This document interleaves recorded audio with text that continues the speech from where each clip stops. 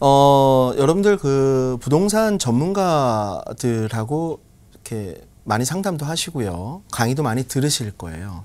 그런데 여러분들하고 전문가들이 약간 다른 부분이 있습니다. 물론 이제 전문적인 영역을 직업군으로 가지고 있거나 공부를 많이 하는 그런 것들도 있지만 전문가들이 여러분과 다른 게 뭐냐면요. 투자의 맥락을 짚는다고 하는 것이에요. 전체적인 줄거리와 카테고리를 가지고 있다라고 하는 것이죠. 그렇기 때문에 하나의 중심 스트럭처가 있는 가운데서 나머지 가지를 쳐서 투자의 입지라든가 장소라든가 상품을 선택을 하고 타이밍을 선택을 할 줄 알기 때문에 여러분과 약간의 차이가 있을 수가 있습니다. 오늘 제가 여러분들에게 우리 전문가들만 알고 있기도 하지만 여러분들이 잘 모르는 부분이 있는 것 같아서 좀 그거를 살짝 좀 알려드리려고 합니다. 일단 그 얘기를 하기 전에요. 요거를 좀 설명을 좀 드리도록 하겠습니다. 여러분들 부동산이 개발이 되면 가격이 오른다라는 말씀들을 많이 하시죠. 그럼 개발이란 것은 과연 무엇이냐? 개발이 다 같은 개발이 아니거든요. 개발이 돼서 부동산 가격이 오르는 것이 정설로 되어 있지만 개발의 종류에 따라서도 상승폭이 다르거나 오히려 또 투자성이 없는 경우도 있습니다. 부동산 개발은요. 일단 오늘 한번 맥락을 한번 여러분들도 한번 잡아보시기 바랍니다.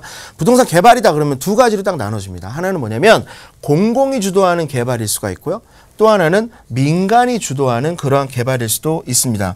여러분들 우리가 위례 신도시를 만든다. 라고 하는 것은 이제 택지 개발이죠. 그것은 뭡니까? 공공이 그쪽 지역에 땅을 확보를 해서 집을 지을 수 있는 혹은 주택 이외의 건축물을 지을 수 있는 땅을 확보를 해서 형질 변경을 하고 획지를 나눠서 민간이나 아니면은 기업에 분양을 하게 되는 그러한 것이 바로 이제 택지 개발 사업입니다. 그래서 부동산 개발은 공공 주도와 민간 주도가 있는데 공공 주도의 첫 번째는 택지 개발이다.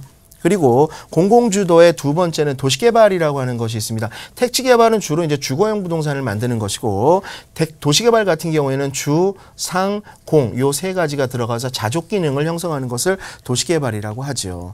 그리고 마지막으로 도시계획시설 사업이라고 하는 것이 있습니다. 이것은 뭐냐면 기반시설을 얘기하는 거예요. 도로를 만들고, 철도를 만들고, 공원을 조성을 하고, 이런 편의시설을 만들어가는 그러한 공공주도 사업을 도시계획시설 사업이라고 합니다. 이것은 이제 공공이 얘기를 하는 것이고요. 민간이 주도하는 개발 사업이 있는데 여러분들 잘 아시는 재개발이나 재건축 이런 것들입니다. 그리고 개인이 그냥 집을 짓는 것을 이제 일반 시행 사업이라고 하죠. 그래서 부동산 개발은 뭐가 있느냐? 민간 주도와 공공 주도가 있다. 공공 주도는 택지 개발, 도시 개발, 도시계획 시설 사업이 있더라. 그리고 민간 주도 사업은 재개발이나 재건축이나 일반 시행 사업이 있다. 그런데요. 이러한 모든 것들은 공공의 계획 하에서 이루어지게 되는 것이에요. 그것이 중앙정부의 계획이든 아니면 지자체의 계획이든 이 계획 하에서 모든 것이 이루어지기 때문에 우린 뭘 알아야 되냐면 개발을 한다, 할 거다, 할까라고 하기 이전에 계획을 분석하는 것이 상당히 중요하다고 제가 말씀을 드리고 있는 것입니다. 계획이 없으면 못 갑니다. 계획하고 벗어난 것들은 실행을 시켜주지를 않습니다. 그래서 각 시군구에는요. 도시기본계획이라고 하는 것이 있고 서울시는 2030 서울시 생활권계획이라고 하는 별칭을 가지고 있죠. 그런데 이 도시기본계획이라고 하는 것은 상당히 좀 추상적인 측면이 강하고요. 얘가 예산이 투입이 되거나 해서 구체화되는 그러한 계획이 중요한데 그것을 바로 도시 관리계획이라고 합니다. 이 관리계획은요, 여러분들이 부동산 투자하는데 너무 중요한 사항이에요. 그런데, 이게 관리계획? 이런 법적인 용어들이 나오니까 여러분들이 많이 피곤해 하시고 안 보려고 하는데 이 산만 넘어가면 돼요. 다시 말씀드려서, 개발을 하기 위해서는 계획이 필요한데 그 계획은 도시기본계획이라는 것으로 나중에 위임이 된다. 근데 도시기본계획은 다시 도시관리계획으로 위임을 받기 때문에 도시관리계획의 내용을 알아야 된다라고 하는 것이죠. 도시관리계획의 내용은 왜 중요하냐면 보세요. 이게 도시관리계획의 이게 내용이 6가지 정도가 있는데요. 여러분들 2종 일반 주거지역에서 3종 주거지역으로 종상향이 된다. 그러면은 토지가격이 오르겠죠. 그렇죠. 그것이 바로 용도 지역의 상향입니다. 그리고 무슨 지구라는 말 들어보셨을 겁니다. 그리고 무슨 구역이란 말 들어보셨을 거예요. 개발 제한 구역. 좋은가요? 나쁘죠. 그렇죠. 그래서 도시관리계획의 내용 중에서 용도 지역이 어떻게 변화하는가, 지구 지정이 어떻게 되었는가, 또 어떤 구역으로 지정이 되었는가라고 하는 내용을 아는 것이 바로 나중에 부동산 투자를 해서 이 부동산이 어떻게 될 것인가를 아는데 첫걸음이라는 얘기죠. 두 번째는요. 기반시설, 어디가 도로가 뚫리고 전철역이 뚫리는가, 이것도 계획하에서 이루어지는 것이거든요.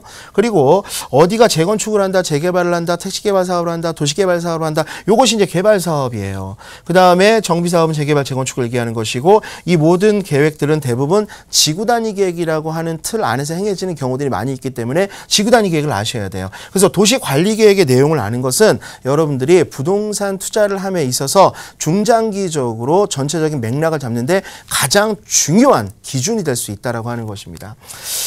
그런데요, 이 도시관리계획의 내용이 변경이 되는 과정이 있는데 바로 서울시 같은 경우에는요. 위원회를 거치게 돼 있어요. 여러분들 그 홈페이지 중에 도시계획 포털이라고 하는 서울시에서 운영하고 있는 서울시 도시계획 전체에 대한 정보를 제공하는 그런 웹사이트가 있습니다. 서울시 도시계획 포털이라고 하는 건데요. 여기에 가보면은요, 여러 가지 관리계획에 대한 것도 있지만 오늘 제가 여러분들한테 얘기를 드리려고 하는 것은 바로 무엇이냐면 우측에 보면 알림마당이라고 하는 것이 있습니다. 알림마당. 이 알림마당 안에 가면은요, 여러 가지 카테고리가 있는데 그 중에서 이 알림마당에서 보면은요, 위원회라는 데가 있습니다. 위원회가 어떤 위원회냐? 여러분들은 두 가지 위원회를 알아두시면 좋습니다. 하나는 도시계획위원회, 도계위라고 하는 것이죠. 그리고 도시건축공동위원회라는 데가 있습니다. 요 두 위원회가요, 2주에서 한 달 간격으로 심의를 합니다. 어떤 심의를 하냐면 각 지자체나 아니면은 각 마을에서 어떤 개발 계획, 다시 아까 얘기한 것처럼 관리계획의 변경이나 새로운 지정을 하기 위해서 신청을 한 것들을요, 서울시 도계위나 도시건축공동위원회에서 심의를 하게 된다는 겁니다. 이 심의가 보류가 될 수도 있고 통과가 될 수도 있고 조건부 가결이 될 수도 있습니다. 이러한 사항들이 어떻게 어느 지역에 어떤 현안이 어떻게 진행이 되고 있다라고 하는 것을 아는 것은요, 남들보다 훨씬 더 빠른 정보를 알게 되는 것이라는 얘기죠. 예를 한번 들어보도록 하겠습니다. 여기 보면 도시계획 위원회에 이번에 언제 하냐면 2018년 제8차 6월 20일 날 개최를 했는데요. 제8차 도시계획위원회 개최 결과라고 해서 게시판에 좀 올라와 있어요. 이 결과를 한번 보도록 할까요? 자, 수요일 날 2시에 신청사 6층 기획상상실에서 했습니다. 그래서 총 안건이 7가지 정도가 들어와 있는데요. 한번 간단하게 한번 보도록 할까요? 자, 자양 7구역 주택 재건축 정비구역 계획 수립 및 정비구역 지정 경관 심의를 했다라든가, 아니면 도시관리계획이 변경이 된 것도 있습니다. 은평구 중산동에 있는 수색 DMC역 주변지역 지구단위 구역 내 특별기획구역 10구역에 용도지역이 변경됐다라고 하는 거예요. 원래 준주거지역, 2종 일반주거지역인데 얘를 일반 상업지역으로 용도 상향을 했다라고 하는 것입니다. 이러한 내용들이 도시계획위원회 회의 심의 결과에 들어가 있어요. 그러니까 여러분들이 부동산 투자를 하는 데 있어서 전문가들과 일반인들이 다른 부분들이 바로 이런 것들입니다. 맥락을 알아야 돼요. 개발하면 부동산 가격이 올라간다. 그런데 그 개발은 계획이 있어야 된다. 그럼 그 계획은 관리계획으로 위임을 받게 되는데 그 관리계획을 수정 변경하는 것은 어디? 각 시군구의 도시계획심의위원회나 도시건축공동위원회에서 심의를 하더라. 그러한 심의의 안건들과 결과, 진행 과정이 이렇게 홈페이지에 여러분들한테 열려 있는데 이것을 보시는 분들이 거의 없더라라고 하는 것이죠. 이것만 알아도요, 여러분들이 앞으로 우리 마을이 어떤 현안을 가지고 어떻게 변화하고 있구나라고 하는 것을 여러분들이 예측을 할 수가 있게 되는 것입니다. 네. 일반인들과 부동산 전문가들의 차이점, 그 투자의 맥락을 짚는 점이다라는 말씀해 주셨습니다. 그 투자의 맥락을 짚을 수 있는 곳이 바로 누구에게나 공개되어 있는 이 온라인의 홈페이지였는데요. 서울시 도시계획 포털이라는 것을 검색해서 들어가시면 그 안에 알림마당 통해서 여러분이 알고 가셔야 하는 내용들이 수북히 쌓여져 있습니다. 오늘부터 좀 날씨가 많이 더우니까요. 나가시지 마시고 컴퓨터 앞에서 하나하나 좀 차근차근 공부하시면서 궁금한 내용 있으시다면 언제든지 저희에게 연락 주세요. 서울 지역번호 02-2638-3947번 전화 주시면 친절하게 도움 드릴 거고요. 또 유료 100원의 상담 문자 샵 3989번도 열려 있습니다. 자, 오늘 이 시간의 마지막 내용은요. 요즘 많은 분들이 주택시장에 대한 규제들이 집중이 되다 보니 수익형 부동산으로 좀 눈을 돌리고 계시지요. 그 수익형 부동산 중에서도 똘똘한 한 채를 선호하는 현상들이 좀 커지고 있는 것 같습니다. 그래서 꼬마 빌딩을 관심 갖고 계신 투자자분들이 늘고 있다고 들었어요. 그래서 꼬마 빌딩 투자와 관련된 이야기 준비하셨죠? 바로 전해주실까요? 네, 그 수익형 부동산이 은퇴하신 분들을 중심으로 해서 많이 관심을 받고 있는 요즘입니다. 그러면 수익형 부동산은 많이 있죠. 그냥 일반 상가도 있고요. 통상가도 있고 오피스텔도 있고 뭐 오피스도 있고 빌라나 원룸 이런 것들도 있을 수가 있습니다. 그러니까 기본적으로 수익형 부동산은 수익률이 나와야 되는 것이죠. 이 수익률은 사람마다 조금씩 다를 수가 있어요. 나는 5%면 만족. 어떤 사람은 10%는 돼야지. 또 지역별로 돈의 값어치가 틀리기 때문에요. 지역별로 기대 수익률이 다 다를 수도 있습니다. 그래서 여러분들이 수익형 부동산을 살 때에는 여러분들 스스로가 가지고 있는 기대 수익률의 기준을 먼저 세우시는 것이 좋아요. 결론부터 좀 말씀을 드리면은요. 요즘에 상가 쪽의 수익률이 그닥 좋지가 않습니다.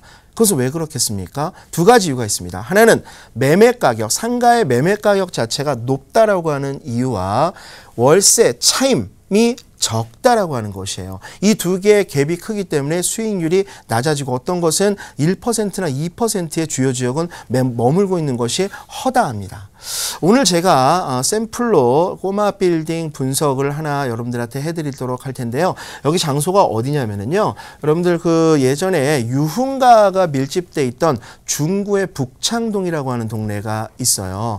근데 여기는 이제 예전만큼 사람들이 술을 많이 안 마시고 술집이 좀 쇠퇴를 하기 시작을 하면서 유흥주점들이 쇠퇴를 하기 시작하면서 전체적으로 먹자골목으로 지금 변화하고 있는 그렇게 상권이 변하고 있는 데가 바로 북창동이라고 하는 그런 동네가 있습니다. 여기에 조그마한 꼬마 빌딩이 하나 나왔는데요. 일단 그 꼬마 빌딩의 컨디션을 좀 보도록 하겠습니다. 지금 이 꼬마 빌딩은요. 일반 상업지역 내에 있고 건축물은 40년이나 되었어요. 그러니까 굉장히 낡았겠죠. 대지는 23평, 말 그대로 작습니다. 그 다음에 연면적은 115평. 오, 연면적이 23평에 115평 올라갔으면 용적률이 상당히 높은 거죠. 그래서 500% 이상의 용적률을 좀 가지고 있습니다. 그리고 지금 현재는 2개 층을 빼놓고 나머지는 공실로 있어요. 수리하는 바람에 그렇게 됐는데요. 월 한 지금 예전에는 1,000만 원 정도가 들어왔던 그러한 건물입니다. 그리고 공실 사유는 이제 2016년도에 누수가 있어서 공사를 했기 때문이고요. 자, 이것을 우리가 분석을 할 때 가장 중요한 포인트는 뭐냐면요.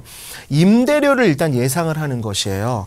예전에도 최유효 유형이라는 얘기를 했었는데 이것이 꽉 차게 임차인들이 들어왔을 때 과연 임대료가 어느 정도 들어올 것인가라고 하는 것을 예측을 먼저 해야 되겠죠. 그렇다면 현 상태대로 임대를 올 것이냐, 리모델링을 할 것이냐, 혹은 아예 다시 신축을 할 것이냐 이렇게 봐야 되는데 여기 주변의 컨디션상 지금 현재 신축은 불가능합니다. 대지가 너무 작고 그리고 공사할 수 있는 여건이 그렇게 좋지가 않아요. 그리고 현 상태대로 그냥 월세를 놓자 효용도가 좀 낮아요. 그래서 여기에다가 리모델링, 도배나 장판이라든가 좀 손을 봐서 월세를 놓으면 될 것 같아요. 그렇게 해서요. 누수 점검하고 외장 보완하고 내부 도장하고 실내 도장, 뭐 도배, 장판 이런 것들을 통해서 훗날 어떻게 하느냐. 지금 이제 공실을 다 채우는 것이죠. 그렇게 되면 예상을 해봤을 때 지금 예전에 유흥주점을 하던 지금 이제 호프집이 들어가 있는데요. 150만 원 1, 2층을 합쳐가지고 지금 500만 원 정도에 지금 쓰고 있습니다. 그 다음에 지하가 남아있어요. 지하는 월세로만 170 정도 수리하면 들어갈 것 같고 위에 있는 3층, 4층, 5층 위에 옥탑 부분까지 전체 다 어느 정도 수리를 해서 월세를 놓게 되면요. 대략 900만 원 정도 예전에는 1000만 원 정도가 나왔다고 하는데 제가 지금 보니까 900만 원 정도가 이렇게 나올 것 같아요. 그러면 이 900만 원이라고 하는 월 차임을 가지고 수익 수익률을 우리가 계산을 해볼 수가 있겠죠. 예상 수익률은요. 수익은 900만 원에 12개월을 우리가 받게 되면 1억 800만 원이라고 하는 연수익이 생기게 될 거고, 연수익이 1억 800이 나왔다라고 했을 때요. 사실 매매가는 제가 제시를 하지 않겠습니다. 매매가가 만약에 이게 36억이다라고 했을 때는 3%의 수익률이 나올 것이고, 27억이다라고 했을 때는 4%, 그리고 22억이다라고 했을 때는 5%입니다. 그리고 매도인이 제시한 매매가는 사실은 이제 20억이거든요. 그렇다면 여러분들이 한번 잘 생각을 해보셔야 돼요. 지역마다 기대 수익률의 편차가 다르거든요. 그렇다면 중구의 먹자골목의 일반 상업지역에 있는 용적률 500%의 40년 된, 그래서 지금 현재는 공실이지만 나중에 수익률을 5% 이상 이렇게 가져갈 수 있는 그런 건물이다 라고 한다면 여러분들은 얼마의 돈을 지불을 하고 이것을 매수를 하시겠습니까? 여러분들의 기준에 따라 좀 다를 수도 있습니다. 꼬마 빌딩뿐만이 아니고요. 수익형 부동산은 모든 것은 수익률로 귀결을 시켜라 라고 하는 기준을 여러분들에게 말씀드린 것입니다.